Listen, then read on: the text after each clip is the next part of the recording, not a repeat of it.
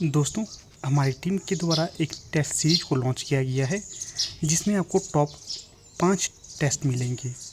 ये जितने भी टेस्ट होंगे ये सभी उच्च श्रेणी के होंगे। जो ये टेस्ट सीरीज होगी ये language teacher, net JRF, TGT, PGT इत्यादि सभी हिंदी साहित्य की परीक्षा के लिए महत्वपूर्ण होगा। जो ये टेस्ट सीरीज होगी ये हिंदी साहित्य के संपूर्ण सिलेबस से संबंधित होंगे। इसके साथ ही यहाँ पर कुछ जीके के क्वेश्चन भी आपको उपलब्ध करवाए जाएंगे। अगर आप इस टेस्ट सीरीज को परचेज करना चाहते हो तो आप यहाँ पर दिए गए नंबरों से संपर्क कर सकते हो। यहाँ पर आपको कॉल नहीं करना है, सिर्फ व्हाट्सएप मैसेज करना है। अगला प्रश्न है 101। तो पूछा गया है सुजान चरित के रचयिता का नाम बताइए। तो जो सुजान चरित नामक महत्वपूर्ण पुस्तक है इसके रचयिता हैं सूदन। यहाँ पर जो विकल्प सी है बिल्कुल उचित होगा। अगला प्रश्न है 102। पूछा गया है भरतपुर के राजा सुजान सिंह जिनका उपनाम सूरजमल है के दरबारी कवि इनमें से कौन थे। तो ये थे कवि सूदन। यहाँ पर जो डी सही विकल्प होगा।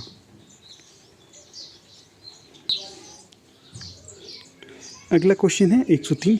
पूछा गया है इनमें से कौन सा ग्रंथ वीर रसात्मक नहीं है। तो यहाँ पर 4 विकल्प दिए गए हैं। इनमें से 3 ग्रंथ वीर रसात्मक हैं परंतु एक वीर रसात्मक नहीं है। तो जो वीर रसात्मक ग्रंथ नहीं होगा तो वो होगा विकल्प डी जगद्विनोद। जो ग्रंथ ये है जगद्विनोद ये वीर रसात्मक नहीं है। बाकी शिवा बावनी, छत्रसाल दशक और सुजान चरित ये तीनों ही वीर रसात्मक ग्रंथ हैं। अगला क्वेश्चन है 104। पूछा गया है पौन मया करी घूंघट टरे दया करी दामिनी दीप दिखावे। तो जो उक्ति है ये किस कवि की उक्ति है। तो ये है नागरीदास की उक्ति। यहाँ पर जो विकल्प ए है बिल्कुल उचित होगा और ये प्रश्न मोस्ट इम्पॉर्टेंट है क्योंकि परीक्षा में अक्सर इसी तरह की पंक्तियाँ पूछी जाती है और हमें पंक्तियों को याद नहीं रहता है कि किस कवि के द्वारा कौन सी पंक्ति कही गई है। इसे आप कहीं पर नोट करिएगा। अगला जो क्वेश्चन है ये है 105। पूछा गया है पृथ्वी सिंह इनमें से किस कवि का वास्तविक नाम था।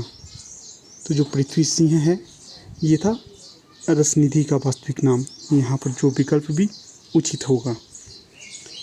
अगला क्वेश्चन देखते हैं। अगला क्वेश्चन है 106।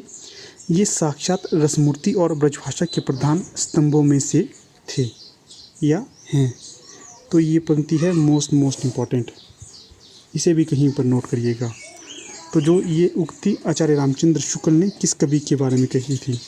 तो ये कही थी घनानंद के संबंध में। यहाँ पर जो डी सही विकल्प होगा। हाँ दोस्तों, अगर आपको वीडियो थोड़ी सी भी अच्छी लगती है तो इसे लाइक, शेयर और चैनल को सब्सक्राइब जरूर कीजिएगा। वीडियो को अपने मित्रों में ज़्यादा से ज़्यादा शेयर करें ताकि उन्हें भी लाभ मिले। अगला क्वेश्चन देखते हैं। अगला क्वेश्चन है 107। पूछा गया है छत्र प्रकाश के रचयिता कौन थे। तो जो ग्रंथ है छत्र प्रकाश इसके रचयिता माने जाते हैं लाल कवि। यहाँ पर जो विकल्प सी है बिल्कुल उचित होगा। अगला क्वेश्चन देखते हैं। अगला क्वेश्चन है 108। पूछा गया है छत्र प्रकाश किस प्रकार का ग्रंथ है। तो जो छत्र प्रकाश ग्रंथ है यह एक चरित काव्य होगा। यहाँ पर जो विकल्प भी बिल्कुल उचित होगा। अगला क्वेश्चन है 109।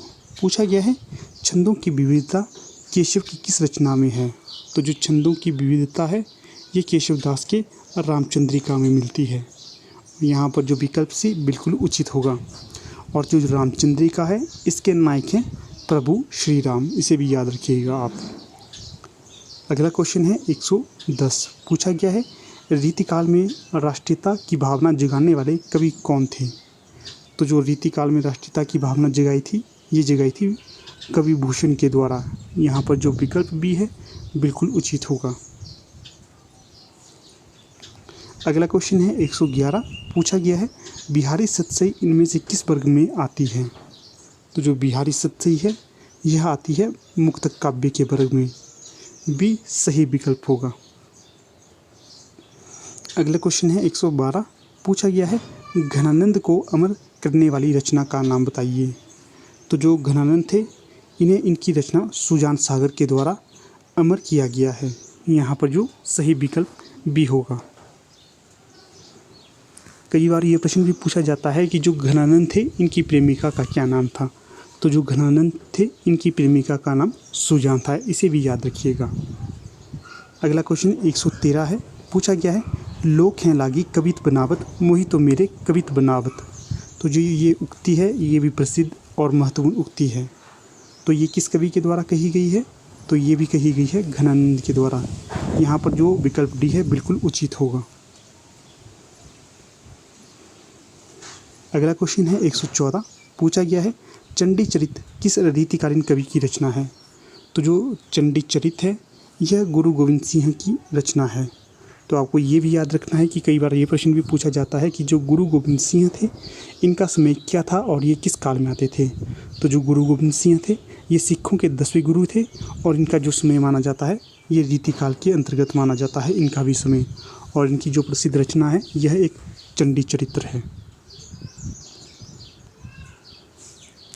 अगला जो क्वेश्चन है ये है 115, पूछा गया है इनमें से कौन सा अलंकार ग्रंथ नहीं है। तो जो अलंकार ग्रंथ नहीं होगा तो यह है रस रहस्य। जो रस रहस्य है यह अलंकार ग्रंथ नहीं है। बाकी भाषा भूषण, पद्माभरण, वाणी भूषण ये तीनों ही अलंकार ग्रंथ हैं, इसे भी याद रखिएगा। अगला क्वेश्चन है 116, पूछा गया है गिरधर कबीराय की रचनाएं किस छंद में हैं। तो जो गिरधर कबीराय थे इनकी रचनाएं अधिकतर कुंडलिया छंद में मिलती हैं। यहाँ पर जो विकल्प भी है बिल्कुल उचित होगा। अगला क्वेश्चन देखते हैं। अगला क्वेश्चन है 117, पूछा गया है कवित रत्नाकर किसकी रचना है। तो जो कवित रत्नाकर है यह सेनापति की रचना है। ये भी महत्वपूर्ण प्रश्न है। अक्सर यह प्रश्न भी पूछा जाता है कई बार कि जो सेनापति थे किस विषय में रचनाएं करते थे। तो ये अधिकतर प्रकृति के विषय में ही रचनाएं करते थे, इसे भी याद रखिएगा। अगला क्वेश्चन है 118, पूछा गया है कवित रत्नाकर का प्रमुख प्रतिपाद्य क्या है। तो जो कवित रत्नाकर का प्रमुख प्रतिपाद्य है यह एक भक्ति भावना से संबंधित है। यहाँ पर जो विकल्प सी बिल्कुल उचित होगा। हाँ दोस्तों, अगर अभी तक आपने इसके बाकी पार्ट्स नहीं देखे इस वीडियो के तो वो भी आपको डिस्क्रिप्शन बॉक्स में मिल जाएंगे। अगला प्रश्न देखते हैं 119, पूछा गया है कविराज शिरोमणि की पदवी इनमें से किसको प्राप्त थी। तो ये प्रश्न भी है मोस्ट इम्पॉर्टेंट, इसे भी याद रखिएगा। तो जो कविराज शिरोमणि की उपाधि प्राप्त थी ये थी पद्माकर को। यहाँ पर जो सही विकल्प बी होगा। अगला क्वेश्चन है 120, पूछा गया है इनमें से देव की रचना कौन सी नहीं है। तो जो देव की रचना नहीं होगी तो ये होगी सुजान चरित। यहाँ पर जो डी सही विकल्प होगा। बाकी जो शब्द रसायन है, देव शतक है, भवानी विलास है, ये तीनों ही रचनाएं देव की हैं। अगला क्वेश्चन है 121, पूछा गया है अष्टयाम किसकी रचना है। तो जो अष्टयाम है यह भी देव की ही रचना है। यहाँ पर जो विकल्प है उचित होगा। अगला है 122, पूछा गया है वृत्त कौमुदी के रचनाकार का नाम बताइए। तो जो वृत्त कौमुदी है इसके रचनाकार हैं विकल्प डी मतीराम। अगला है 123, वृत्त कौमुदी का वर्ण्य विषय क्या है। तो जो वृत्त कौमुदी का वर्ण्य विषय होगा यह एक छंदशास्त्र का ग्रंथ है। यहाँ पर जो विकल्प से बिल्कुल उचित होगा। अगला क्वेश्चन है 124, पूछा गया है रीतिकालीन कवियों का छंद निरूपण किससे प्रभावित है। तो जो रीतिकालीन कवियों का छंद निरूपण प्रभावित होगा तो यह वृत्त रत्नाकर से प्रभावित होगा। सही विकल्प यहाँ पर ए होगा। अगला जो क्वेश्चन है 125, पूछा गया है तुलसी भूषण नामक ग्रंथ के रचयिता कौन है। तो जो तुलसी भूषण नामक ग्रंथ के रचयिता होंगे तो ये होंगे रसरूप। यहाँ पर जो सही विकल्प सी होगा।